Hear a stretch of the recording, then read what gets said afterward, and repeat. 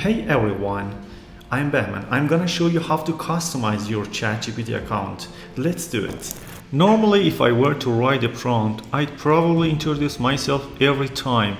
I'd say I am Bahman, a branding consultant, and I need you to design a business plan for a hotel to present an employer.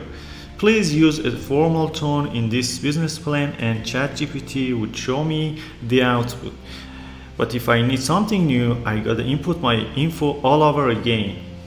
To save you from having to enter your details like name, job, and the tone of the content every single time, let's dive into customizing ChatGPT.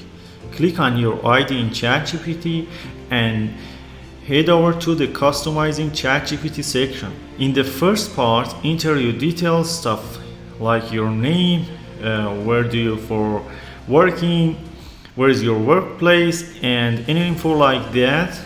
In the second part, you get to specify how you want ChatGPT's responses to be tailored to you.